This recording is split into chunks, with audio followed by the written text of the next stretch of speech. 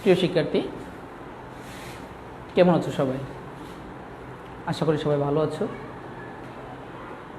বিগত দিনের মতো আজও তোমাদের মাঝে আমি একটা ক্লাস নিয়ে উপস্থিত হয়েছি।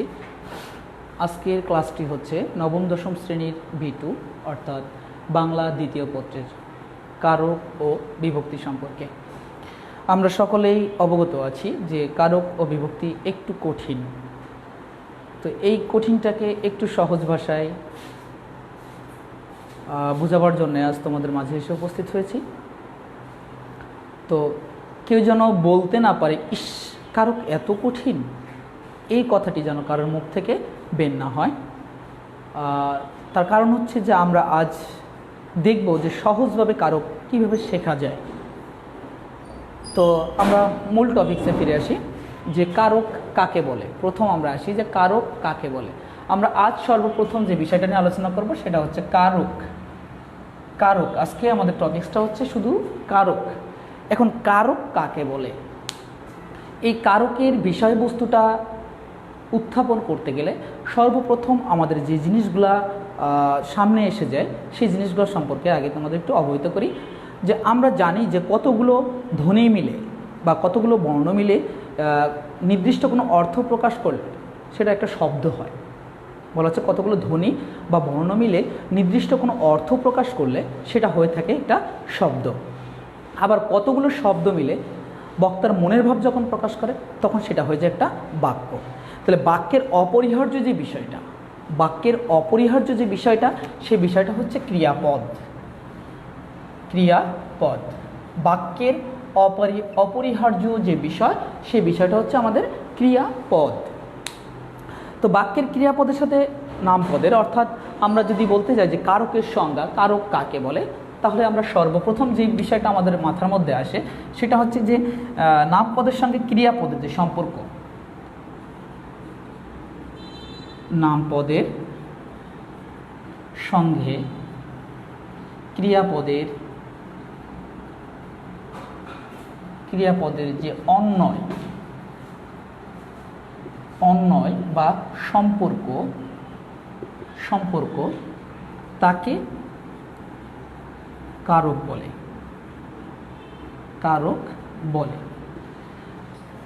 বলে। আমরা প্রথমত যেটা বললাম সেটা হচ্ছে যে বাক্যের অপরিহার্য পদ হচ্ছে কি ক্রিয়াপদ। আর কারকের সংজ্ঞা দিতে গেলে আমরা বলতে পারি যে নামপদের সঙ্গে ক্রিয়াপদের যে অন্বয় বা সম্পর্ক তাকে কারক বলে। এখন বাক্যের ক্রিয়াপদের সাথে নামপদের যে সম্পর্ক তাই যদি কারক হয়, তাহলে এটাকে আমরা আরেকটু সহজভাবে মনে রাখার জন্য বলতে পারি যে তারকের ভাইকে কারক বলে। তারকের ভাইকে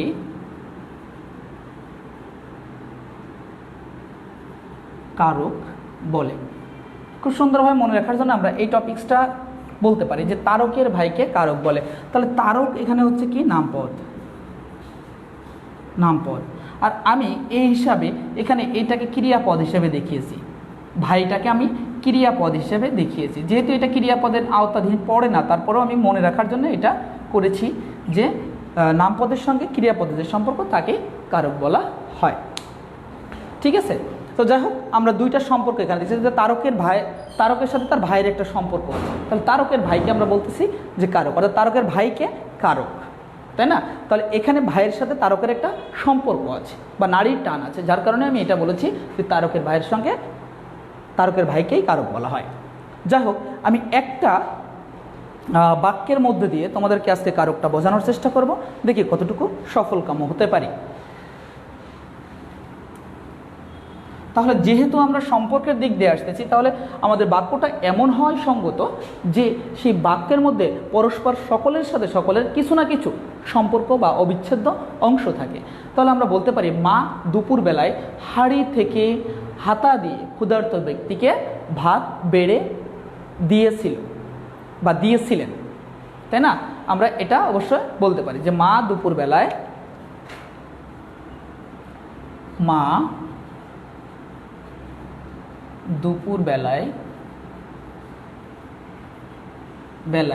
ক্ষুধার্ত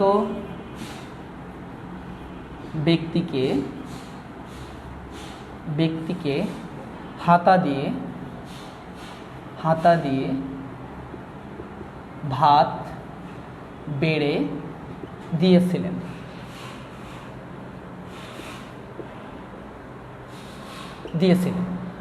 আমি এখানে তোমাদের টোটালি একটা বাক্য লিখেছি, ভালো করে খেয়াল করে দেখো। যে মা দুপুরবেলায় ক্ষুধার্ত ব্যক্তিকে, মা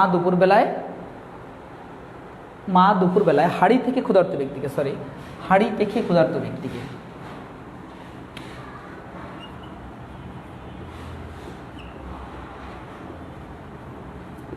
হাড়ি থেকে হাতা দিয়ে ক্ষুধার্ত ব্যক্তিকে ভাত বেড়ে দিয়েছিলেন। হাতা দিয়ে ক্ষুধার্ত ব্যক্তিকে ভাত বেড়ে দিয়েছিলেন।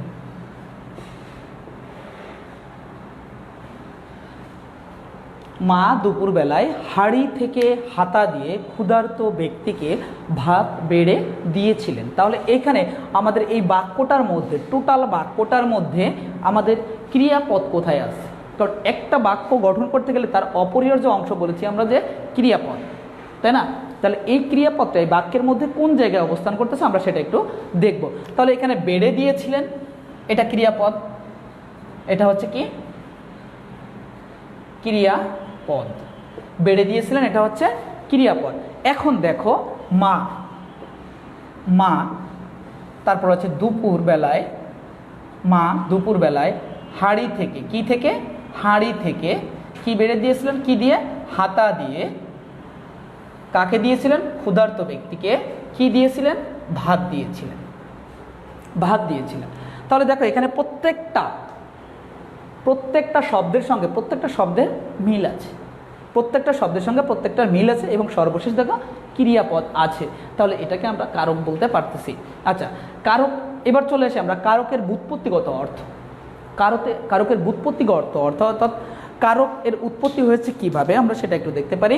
তাহলে কারক হচ্ছে ক্রি প্লাস নক বা অক থেকে কারকের উৎপত্তি। তাহলে এখানে ক্রিটা হচ্ছে মৌলিক ধাতু বা মূল ধাতু, আর এখানে নকটা হচ্ছে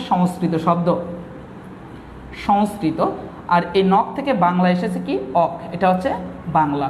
তাহলে কারক হচ্ছে ক্রি প্লাস নক অথবা অক, এটা হচ্ছে আমাদের কারকের ব্যুৎপত্তি। এখন কারক অর্থ কি? কারক অর্থটা কি সেটা আমাদের একটু জানতে হবে। তাহলে কারক অর্থ বলতে পারি বাক্যে যা ক্রিয়া সম্পাদন করে সেটা হচ্ছে আমাদের কারক। বাক্যে যা ক্রিয়া সম্পাদন করে সেটা হচ্ছে কারক।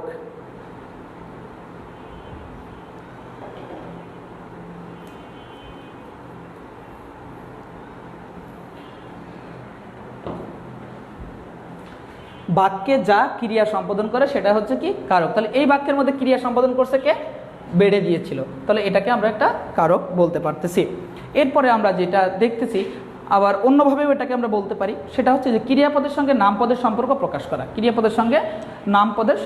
প্রকাশ করা। এখানে আমাদের উল্লেখযোগ্য আর দু একটা অর্থ অবশ্যই জেনে রাখতে হবে যে কারক কোন ভাষা থেকে এসেছে। বাংলায় কারকটি এসেছে সংস্কৃত ভাষা থেকে। কোথা থেকে? সংস্কৃত ভাষা থেকে। তাহলে কারক আলোচিত হয় কোন তত্ত্বে? আমরা প্রথম অধ্যায়ের দ্বিতীয় পরিচ্ছেদে পড়েছি। প্রথম অধ্যায়ের দ্বিতীয় পরিচ্ছেদে দেখেছি যে শব্দতত্ত্ব, রূপতত্ত্ব, অর্থতত্ত্ব এবং বাক্যতত্ত্ব, এই চারটা তত্ত্ব বা ব্যাকরণের এই চারটি তত্ত্বে আলোচ্য বিষয় আছে, তাই না? তো এই আলোচ্য বিষয়ের মধ্যে আমরা এখন এটা দেখব যে এই কারকটা কোন তত্ত্বের মধ্যে পড়ে।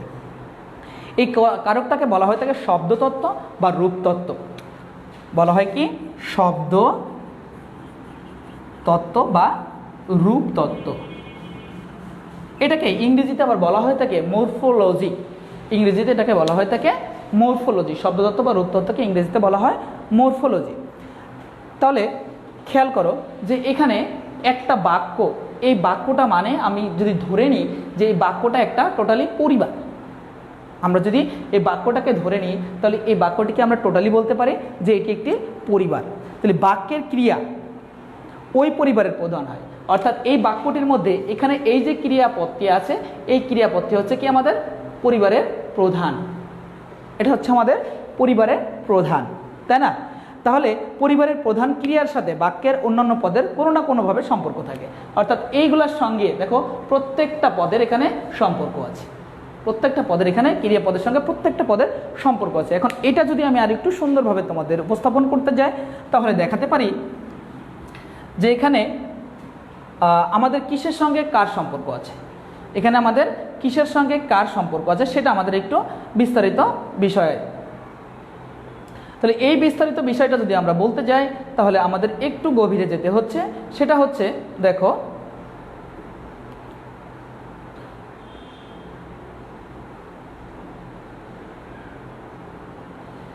এই যে ক্রিয়াপদ, এই ক্রিয়াপদের সঙ্গে তো সবার সম্পর্ক, তাই না? তাহলে বেড়ে দিয়েছিলেন, বেড়ে দিয়েছিলেন। এখন দেখো এই পদটার সঙ্গে প্রত্যেকটা পদের কিভাবে সম্পর্ক হতে পারে। মা, প্রথমে আমরা আসি মা। মা, মা থেকে আসলাম কি, মা কখন দিয়েছিলেন? দুপুরবেলা, দুপুর বেলায়। মা দিয়েছিলেন কখন? দুপুর বেলায়। কি দিয়েছিলেন? কোথা থেকে দিয়েছিলেন? হাঁড়ি থেকে। কোথা থেকে দিয়েছিলেন? হাঁড়ি থেকে, হাঁড়ি থেকে। কি দিয়েছিলেন? কি দিয়ে দিয়েছিলেন? হাতা দিয়ে, হাতা দিয়ে। তারপরে বলছেন কাকে দিয়েছিলেন? ক্ষুধার্ত ব্যক্তিকে,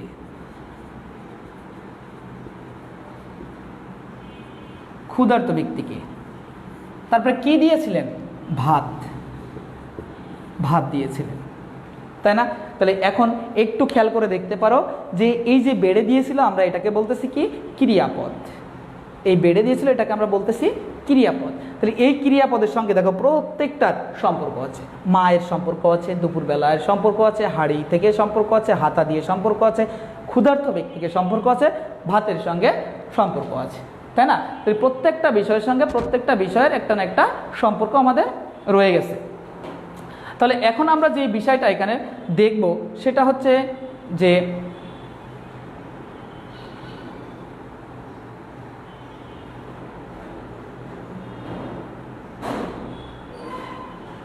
ক্রিয়ার সাথে পদগুলোর সম্বন্ধ হচ্ছে কয় ভাগে দেখলাম? 6 ভাগে। তাহলে 1 2 3 4 5 6 আমরা 6 ভাবে এটা দেখেছি, সম্বন্ধটা আমরা দেখেছি। এখন আমরা দেখব যে কিভাবে কারকটা আমরা এখন নির্ণয় করতে পারি। এখন এইগুলোর মধ্যে আমরা কারকটা কিভাবে নির্ণয় করতে পারবো সেটা। এখন এটা যদি তুমি ছন্দ আকারে বলতে চাও ছন্দ আকারে বলতে পারো, যদি ছন্দ আকারে না বলে এই বাক্যটির মধ্যে দিয়ে তুমি বের করতে চাও তবু বের করতে পারো। তো আমি এই একটা বাক্যের মধ্যে দিয়ে তোমাদের এই 6টা নিয়ম বের করার কৌশলটা শিখিয়ে দিচ্ছি। দেখো আমি বলেছিলাম যে একটি পরিবারের প্রধান হচ্ছে কে? ক্রিয়াপদ, তাই না? তাহলে এই ক্রিয়াপদের সঙ্গে বাকি সবার সম্পর্ক আমাদের নির্ণয় করতে হবে। তাহলে এখানে আমি প্রথম যেতে পারি যে বেড়ে দিয়েছিল, অর্থাৎ কে বেড়ে দিয়েছিল, বেড়ে দেওয়ার কাজটি কে করেছিল। আমি সর্বপ্রথম সেখানে যেতে পারি যে বেড়ে দেওয়ার কাজটি কে করেছিল। খেয়াল করো 1 নম্বর, বেড়ে দেওয়ার কাজটি কে করেছিল বা করেছিলেন। তাহলে আমরা এখানে দেখতে পাচ্ছি দেখো যে এটা হচ্ছে ক্রিয়াপদ। করেছিলেন কাজ করা বা কর্ম করা, তাহলে এটা হচ্ছে ক্রিয়াপদ।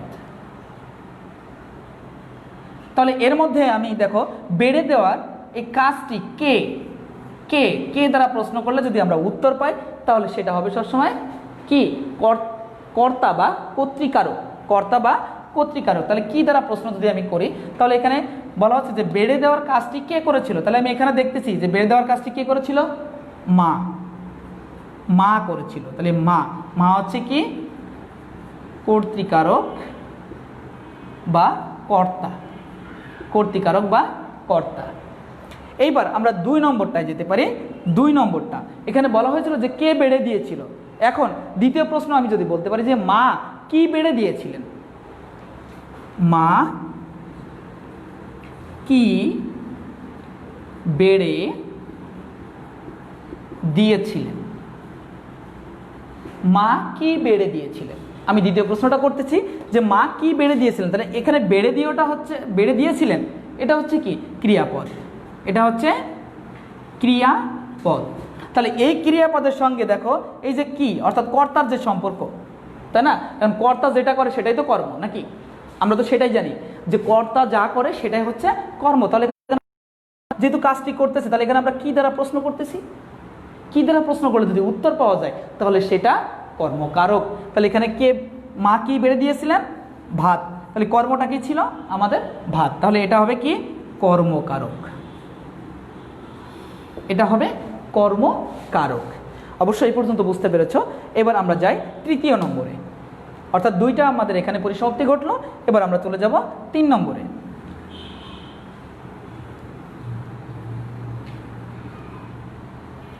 3 নম্বর প্রশ্নটা হচ্ছে মা কিসের দ্বারা ভাত বেড়ে দিয়েছিলেন। 3 নম্বর, মা কিসের দ্বারা,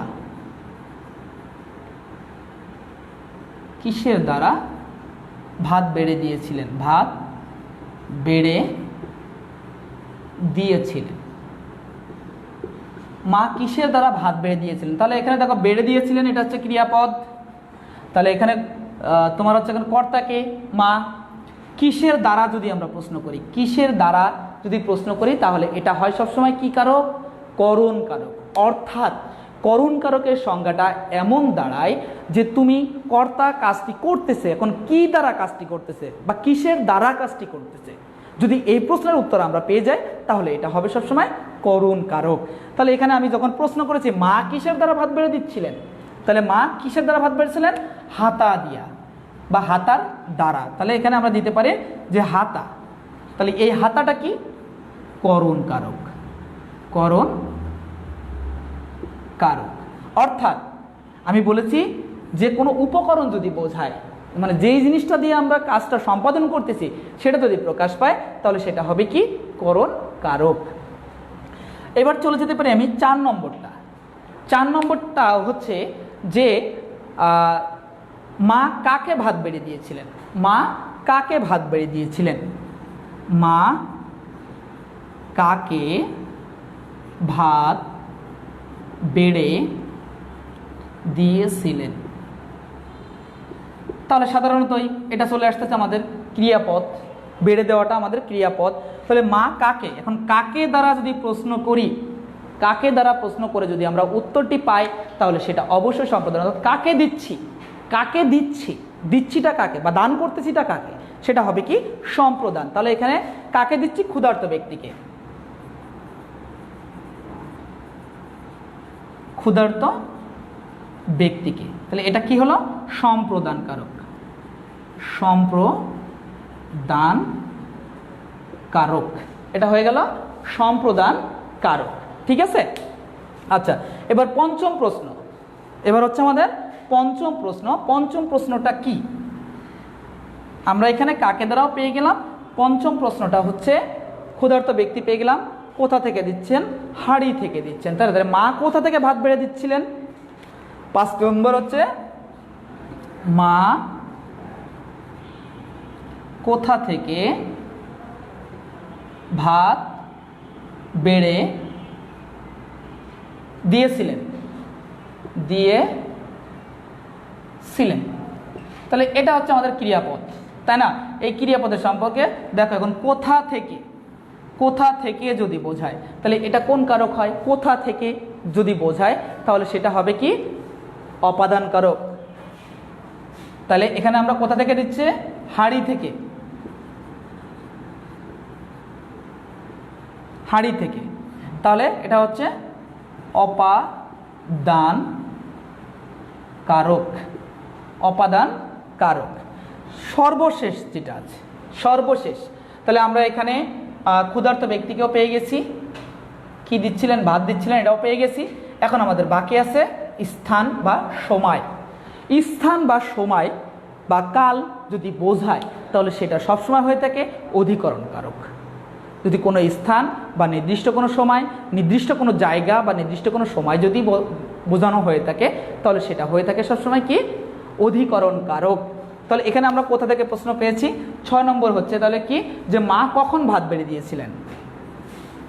মা কখন ভাত বেড়ে দিয়েছিলেন।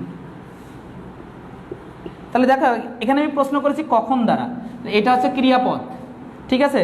তাহলে আমি কখন বলেছি? দুপুরবেলা। দুপুর বেলা, তাহলে এটা কি হবে? অধিকরণ কারক।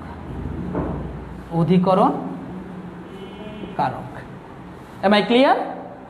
আশা করি সবাই এই পর্যন্ত সুন্দরভাবে বুঝতে পেরেছ, কারোর মনের ভিতরে কোনো হেজিটেশন বা কোনো রকম ভয়ভীতি কিছুই কিন্তু নাই, ঠিক আছে। তাহলে এখন আমরা কারক সম্পর্কে একটু দেখতে পারি। এখন আমরা কারকের বিভিন্ন প্রকারভেদ সম্পর্কে দেখতে পারি। তাহলে কারকের বিভিন্ন প্রকারভেদ যদি দেখতে যাই আমরা, তাহলে আমাদের সর্বপ্রথম যেটা আসে সেটাকে আমরা বলে থাকি কর্তৃকারক বা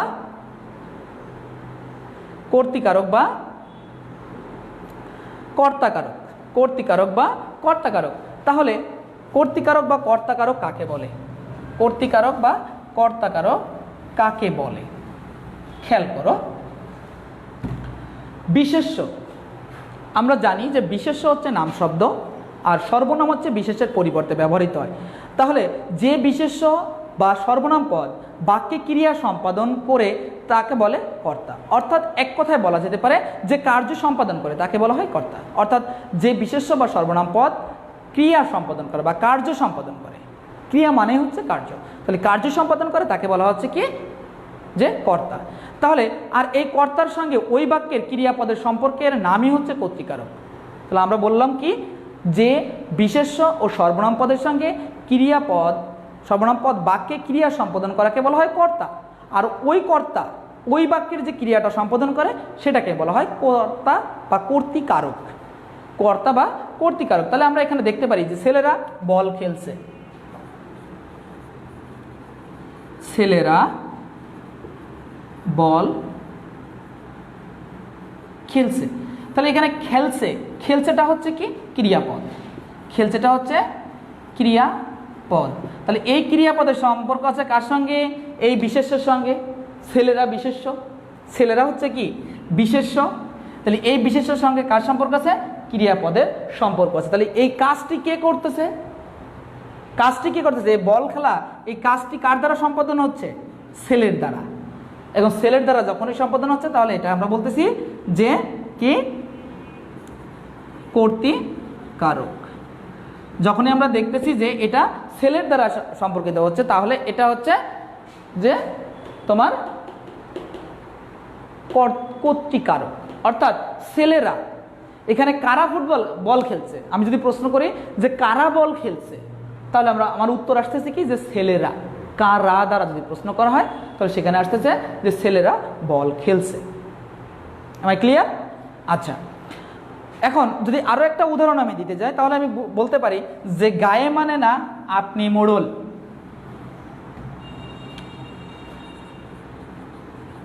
গায়ে মানে না আপনি মোড়ল। গায়ে মানে না আপনি মোড়ল। তাহলে এখানে খেয়াল করো, ক্রিয়াপদ হচ্ছে মানে না, না মানাটা হচ্ছে কি, যে ক্রিয়াপদ। তাহলে এখানে গায়ে কারা মানতেছে না? গায়ের লোকে মানতেছে না, যে সে মোড়ল এটা গায়ের লোকে মানতেছে না। তাহলে এখানে আমরা বলতে পারছি যে এই ক্রিয়াপদের সাথে সম্পর্ক আছে কার? গায়ের। অর্থাৎ এখানে কিন্তু কর্তা হিসেবে বা এটাই বোঝানো হয়। অর্থাৎ কারা দ্বারা প্রশ্ন করলে যদি পাই তাহলে এটাই হচ্ছে যে কারা মানে না আপনি মোড়ল, গায়ের লোকে মানে না আপনি মোড়ল, তাই না?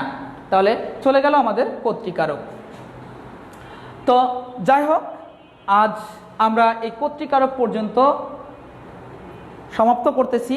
আগামী দিন আমরা কর্তৃকারকের বিভিন্ন শ্রেণী বিভাগ সম্পর্কে আগামী দিন আলোচনা করব। আশা করি সবাই বুঝতে পেরেছ। যদি কেউ বুঝতে না পারো তো অবশ্যই কমেন্ট বক্সে কমেন্টস করবে, আমি অবশ্যই চেষ্টা করব তোমাদেরকে উত্তরটা দেওয়ার জন্য। ধন্যবাদ সবাইকে। ভালো থাকবে, সুস্থ থাকবে, সুন্দর থাকবে। আল্লাহ হাফেজ।